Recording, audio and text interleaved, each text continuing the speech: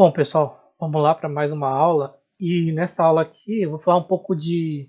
Essa é uma aula mais teórica. Eu vou falar sobre o Ajax, né? O que é o Ajax e sobre a sincronia, né, no código. Código assíncrono e código síncrono. Qual que é a diferença de um para o outro, né? Então,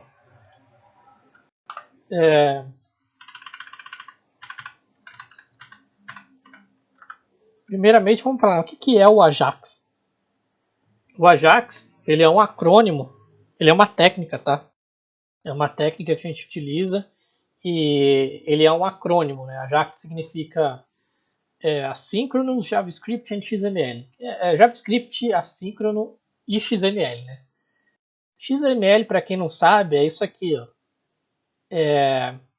O XML ele é uma forma de você armazenar e compartilhar dados, né? Por exemplo, nós estamos utilizando no nosso sistema um banco de dados, né? SQL, mas poderia ser um arquivo XML que iria gravar nesse formato aqui, tá? Hoje em dia, a gente praticamente não utiliza mais o XML, tá? A gente utiliza mais o JSON. Né? Para quem não se lembra, o JSON é o objeto JavaScript, né? Que a gente usa chaves e aí é formado por chaves, né? E campo e valor, né? Campo e valor. A gente utilizou isso nos nossos exemplos passados. Então, como é que o Ajax funciona? Ele faz uma requisição para o nosso servidor, ou seja, para o nosso código C Sharp, só que ele não é uma requisição que precisa recarregar a página. Até agora, todas as requisições que a gente viu, GET, tanto GET como POST, toda vez que a gente manda ou pega a informação do servidor, a gente precisa recarregar a página, né? Tem todo aquele tempo de carregar a página tudo novamente.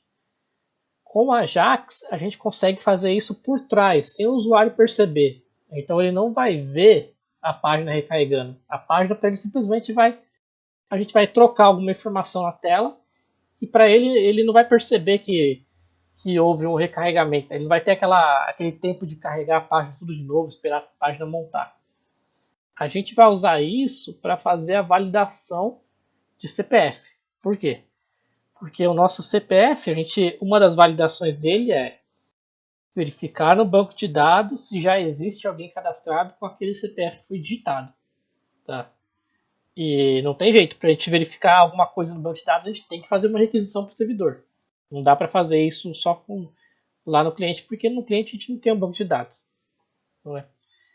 Então aqui, só para mostrar para vocês um exemplo de JavaScript, de Ajax funcionando, aqui no site do W3 Schools mesmo, tem um exemplo aqui que ele pega informações do banco de dados usando o Ajax.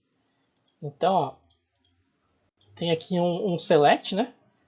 Quando eu seleciono alguma coisa, vou selecionar a primeira opção aqui. Vocês viram que ele demorou um tempinho e apareceu essa informação aqui, né? Isso aqui, ele foi lá no banco de dados, ele deu um get no controller dele, no caso, né?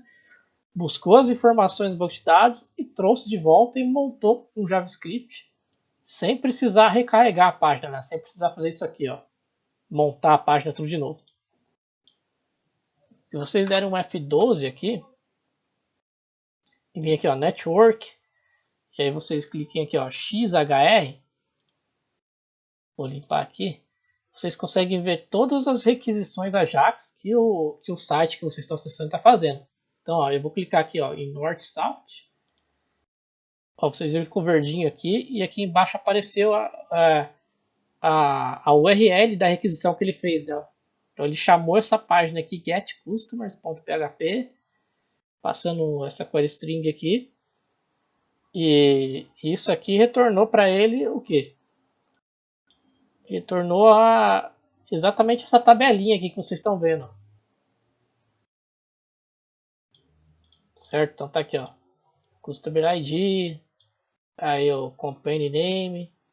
Isso aqui que vocês estão vendo, ele foi no servidor, buscou e voltou a tela sem recarregar a página. Isso aí ele fez usando uma requisição assíncrona, uma requisição Ajax. Né? Por que a gente chama isso de assíncrono? O síncrono, quando a gente está fazendo algo síncrono no computador, é algo que ele faz um de cada vez. Que ele faz uma coisa para depois, e só quando essa coisa termina, depois ele vai para outra. Né? Então, por exemplo, quando eu atualizo aqui, ele faz uma requisição síncrona. Então ele busca a página, depois que ele pegou a página, ele começa a montar as coisas, ele baixa o HTML, depois baixa o CSS, ele vai fazer linha a linha, né? Síncrono o processo. Ele vai montando HTML linha a linha. Já uma requisição assíncrona, ela acontece simultaneamente. Tá? É como se tivesse duas coisas acontecendo ao mesmo tempo. Tá? Então, por exemplo, aqui, ó, isso aqui está acontecendo ao mesmo tempo que eu estou mexendo na página. Então, o computador está fazendo duas coisas ao mesmo tempo. Isso aqui é um processo assíncrono. E eu vou até aqui ilustrar para vocês entenderem melhor. Então tá aqui. Isso aqui é um código síncrono. Tá. Então no código síncrono, por exemplo, no nosso C Sharp, lá tudo que a gente bota no C Sharp, aquilo é síncrono. Então o computador vai ler a linha 1, nosso código, vai fazer o que tem na linha 1. Terminou de fazer tudo que estava na linha 1, aí ele vai para a linha 2. Terminou tudo que estava fazendo na linha 2, aí ele vai para a linha 3. E depois ele vai para a linha 4. Certo? Então, por exemplo, se esse aqui demorou 1 segundo, esse aqui demorou 2 segundos, esse aqui demorou mais 2 segundos, esse aqui demorou 1 segundo, então vai ser o total de tempo que vai demorar. Então, 1 mais 2 mais 2, 5 mais 1, 6. Para executar essas 4 linhas demorariam 6 segundos, certo?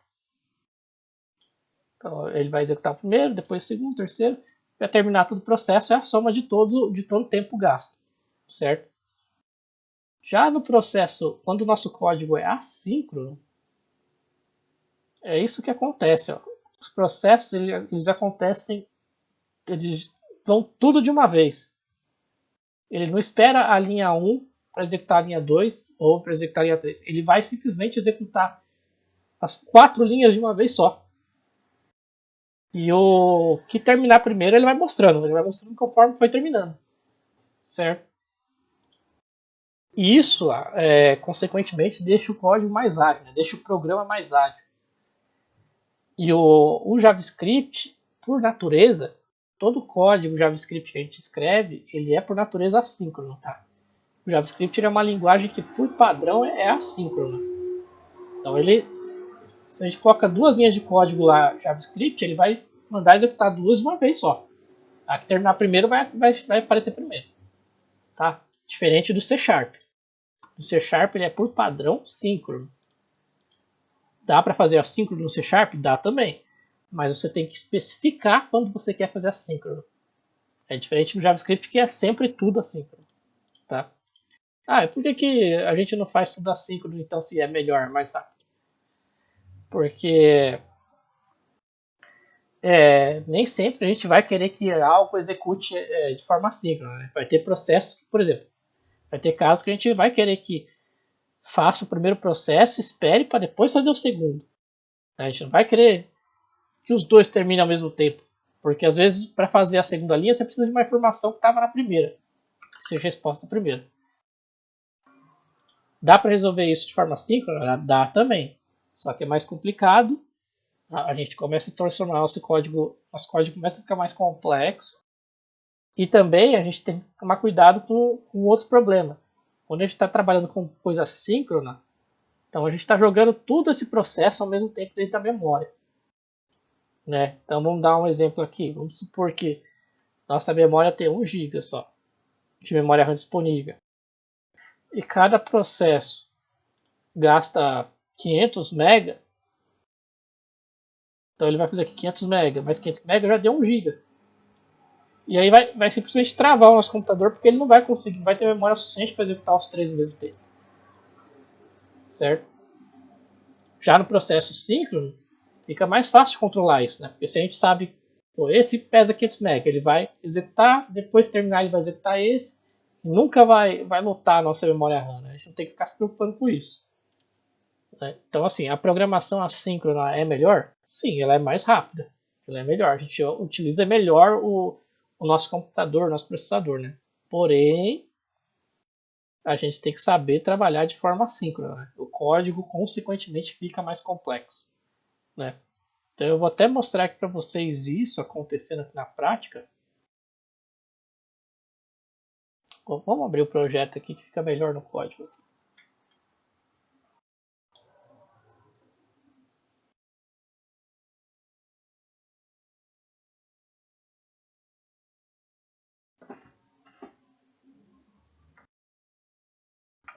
Então eu vou criar aqui na nossa view mesmo. Eu vou criar um exemplo aqui, um código só para vocês verem como que é a sincronia do JavaScript funcionando, tá? Então eu vou criar aqui, vou primeiro comentar tudo isso aqui. Tá, para ele não executar nada disso.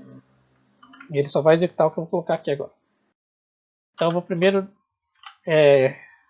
criar uma função aqui que chama setInterval. Aliás, é setInterval não, setTimeout. E dentro dela, eu vou chamar uma outra função que vai simplesmente colocar um console.log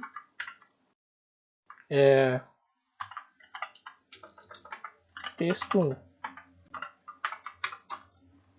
Esse setTimeout ele é uma função de JavaScript que faz que a gente informa para o computador, ó, espera 1 minuto, aliás, espera tantos segundos ou minutos para fazer o que está aqui dentro, tá?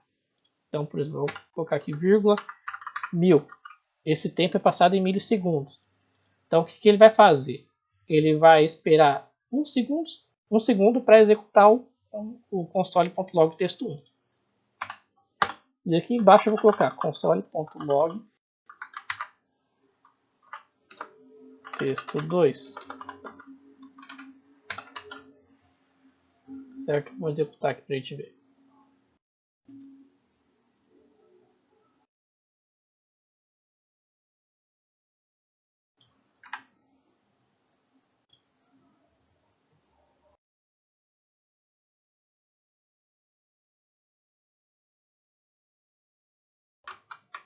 Digitei errado aqui. Ah, sim. Vamos atualizar novamente. E ó, deixa eu até colocar mais tempo aqui para ficar mais fácil da gente entender. Vou ficar 3 segundos. Vocês viram que ó, primeiro ele escreveu o texto 2 e depois ele escreveu o texto 1. Depois 3 segundos. Apesar do console.log texto 2 estar embaixo, está na linha seguinte, né? Então vocês viram que o JavaScript ele simplesmente executou as duas linhas ao mesmo tempo. E aí azar que essa aqui termine depois, entendeu? Ele vai executar tudo ao mesmo tempo. O que terminar primeiro vai ser mostrado primeiro. Mesmo que essa linha esteja depois dessa. Certo? Então isso é o processo assíncrono do JavaScript. Então, se a gente quer garantir que o texto 2 seja executado somente depois do texto 1, o que a gente tem que fazer? A gente tem que colocar, a gente tem que começar a fazer um negócio chamado callback. Tá? O que é o callback? O callback ele é uma função chamada dentro da outra. Tá? Então, por exemplo, aqui, se eu quisesse que o texto 2 esperasse o texto 1 aparecer para mostrar, eu teria que chamar um callback aqui. Tá? Então vamos lá. Eu vou colocar aqui.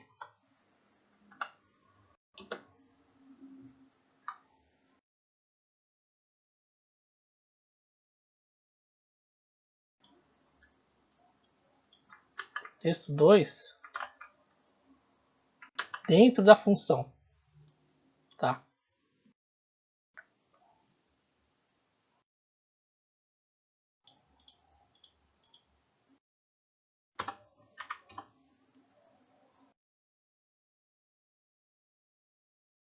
Aliás, melhor. Fazer da maneira certa aqui. Primeiro eu vou colocar aqui um parâmetro dentro dessa função aqui. Eu vou chamar de callback. E eu vou chamar o callback aqui. Certo? Estou chamando esse callback depois do console texto1, console.log texto1, tá? E vamos colocar isso aqui dentro de uma função que eu vou chamar de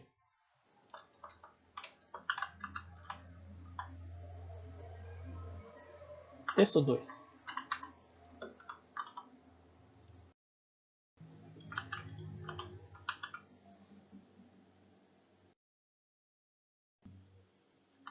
Vou botar ela aqui em cima. Isso aqui tudo também eu vou chamar de dentro de uma função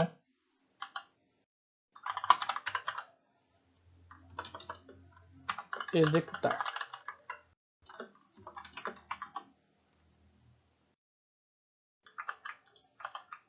Eu até fiz errado aqui. Callback vai ficar aqui nessa função executar. Então agora a gente tem duas funções aqui, certo? A texto2 e a executar. E a executar, ela precisa de um parâmetro, certo? Estou passando aqui por parâmetro. E aí eu passo esse parâmetro aqui e eu chamo esse parâmetro aqui dentro. Ó. Depois do console log texto1. Agora eu vou fazer aqui executar. E dentro do executar eu vou passar o quê? Texto2.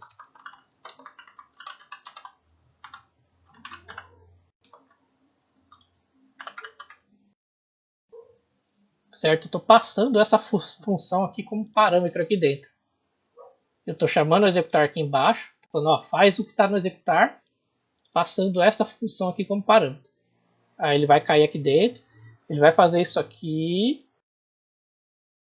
depois isso aqui. Certo? Vamos ver se funcionou essa bagunça que eu fiz aí. Agora sim. Ó, ele executou o texto 1 e depois o texto 2. Por quê? Porque agora ó, ele está...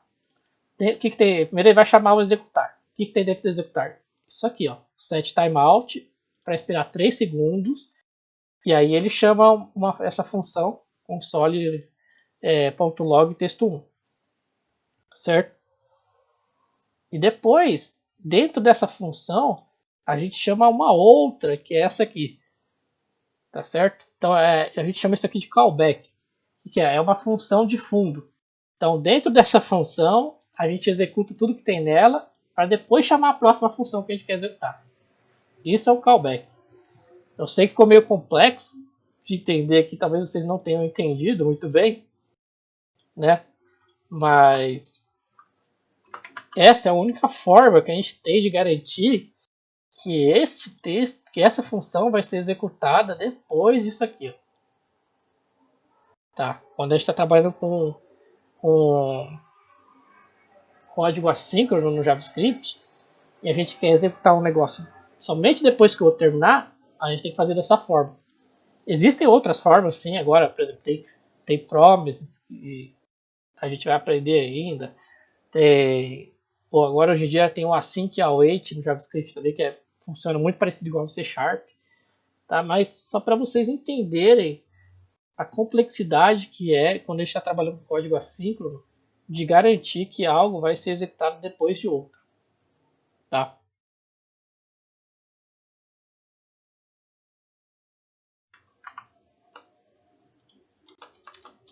No C Sharp, diferente do JavaScript, no C Sharp, sempre quando a gente chama qualquer linha, então por exemplo aqui, ele vai executar essa, vai fazer tudo que tem dentro desse método, só depois que ele terminar que ele vai para essa, depois é para essa, para essa, para essa, e até chegar lá embaixo.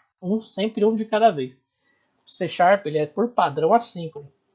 Tá? Ou desculpa, ele é por padrão síncrono. Certo? Então ele funciona dessa forma aqui. Primeira linha, segunda linha, terceira linha, quarta linha. Um atrás do outro. Certo? Já no JavaScript ele é por padrão assíncrono. Então ele vai disparar tudo de uma vez e vai mostrando o resultado conforme for terminando os processos, certo?